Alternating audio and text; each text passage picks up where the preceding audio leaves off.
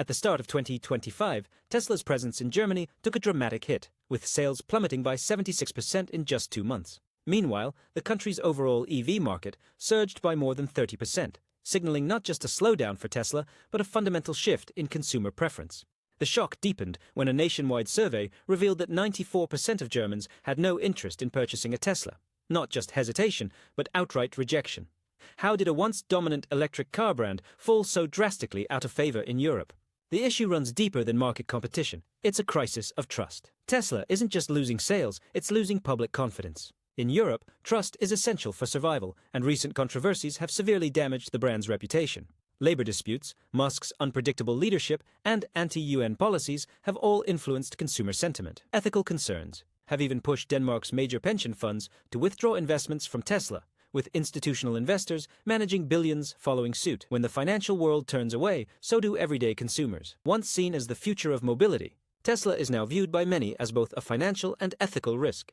Elon Musk, who was once Tesla's biggest asset, may now be its greatest liability. His public endorsement of Germany's AfD party sparked outrage, particularly in a region where EVs symbolize progress, sustainability, and fairness. To many European consumers, Tesla is no longer just a product. It reflects the persona of its CEO, and for a growing number of buyers, that's reason enough to walk away. Adding to Tesla's troubles is its strained relationship with European labor culture. In Sweden, the company's refusal to sign a collective bargaining agreement led to widespread strikes, which soon spread across the Nordic region. In Denmark, unions continue to block Tesla deliveries, escalating tensions across Europe.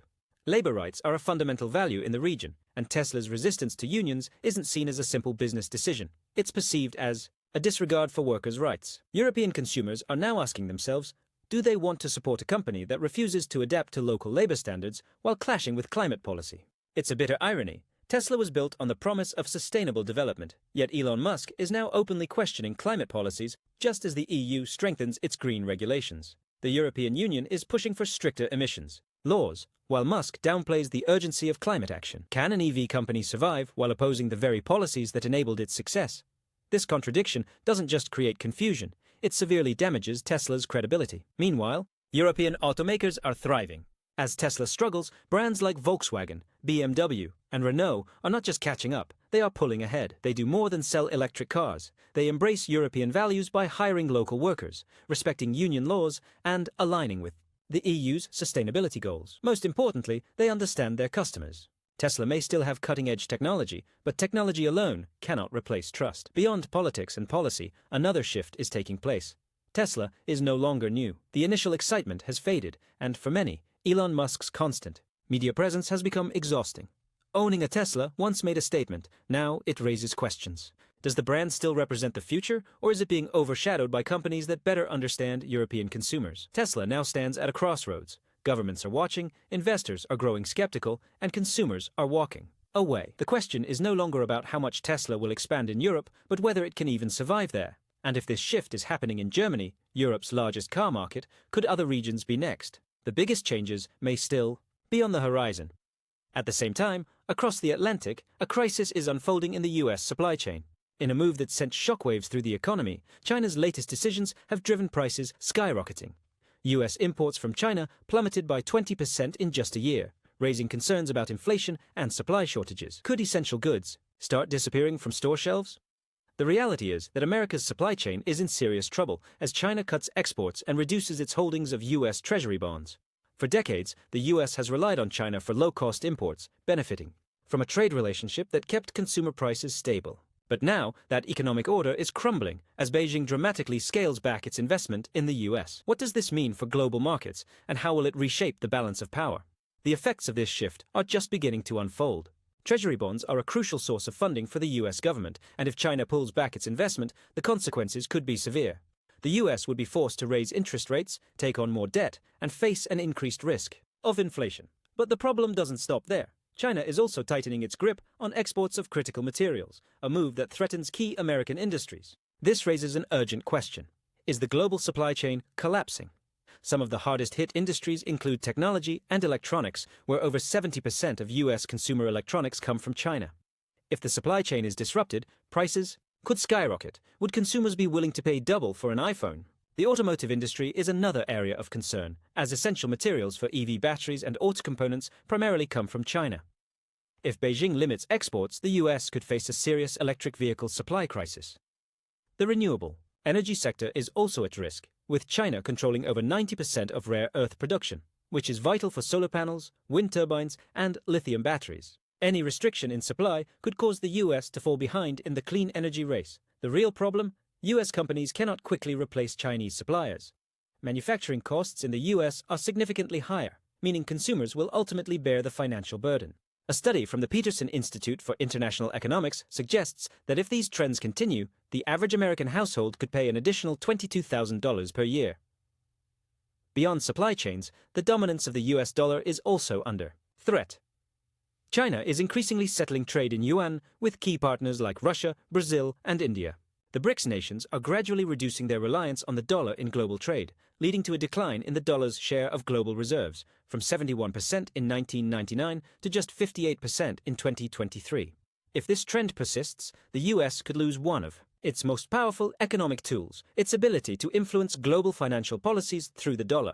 So can the US respond to this crisis? Some measures have been proposed, such as the CHIPS Act, a $52 billion investment in domestic semiconductor production.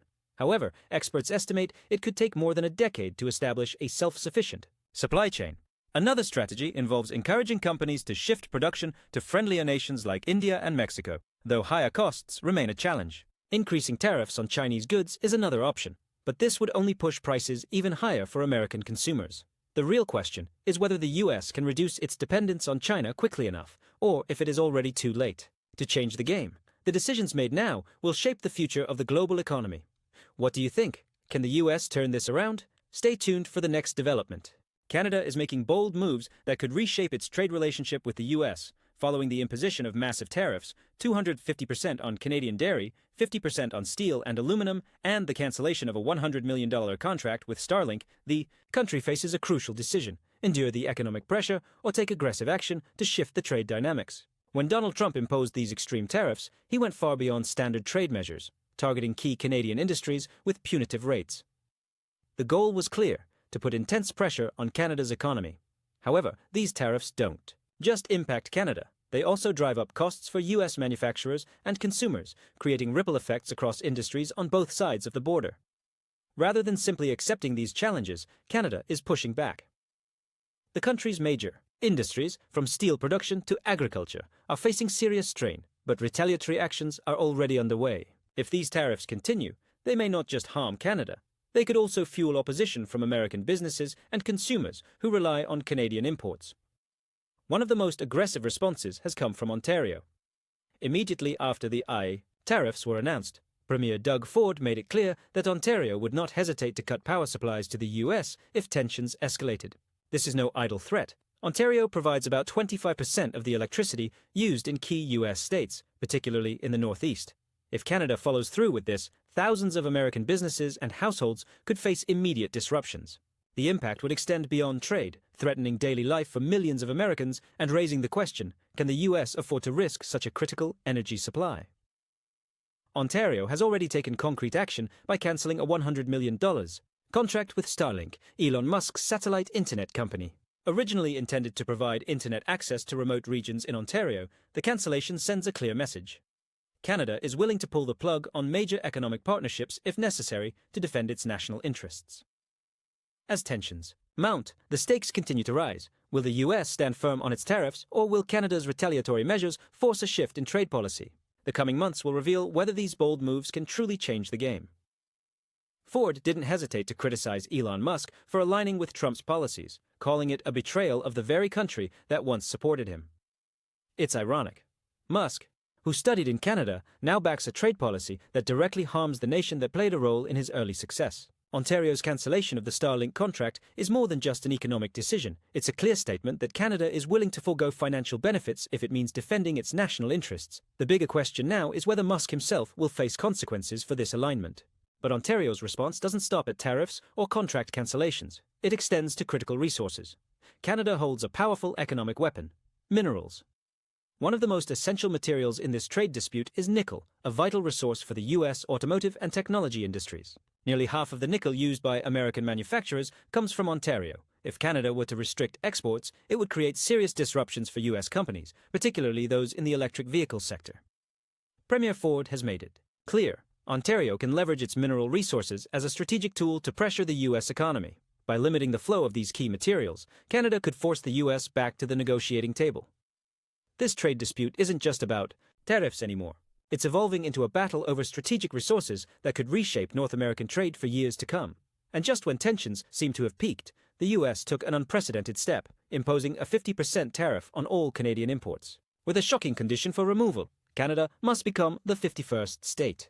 This extreme demand has sparked outrage across economic, political, and business circles. On March 10, 2025, the U.S. administration announced this aggressive move, marking one of the most controversial trade policies in modern history. While America has used tariffs as a tool in past disputes, never before has a tariff rollback been tied to such an extraordinary political condition. With U.S.-Canada trade reaching $793 billion in 2023, the economic impact of this decision could be massive. Is this a calculated strategy to push Canada into submission, or is it a reckless gamble that could backfire? As tensions escalate, the world is watching to see whether Canada will stand firm or if the U.S. will be forced to rethink its approach. The next developments in this trade war could change the course of North American economic relations forever. Canada plays a crucial role in U.S. trade, accounting for 14% of America's global commerce. At the same time, 75% of Canada's exports are sent to the U.S., making the country highly dependent on American markets. If the 50% tariff remains in place, the economic fallout will be severe for both nations. The oil and gas sector is one of the most vulnerable. Canada supplies 50% of U.S. crude oil imports, and a tariff increase could send oil prices soaring, driving up manufacturing and transportation costs. In the aluminum and lumber industries, Canada provides 59% of U.S. aluminum and 26% of its construction lumber. These tariffs will lead to higher prices for everything from cars to homes and general consumer goods. Economic experts warn that this policy could push U.S. inflation up by 1.8% within 6 months, worsening the country's existing economic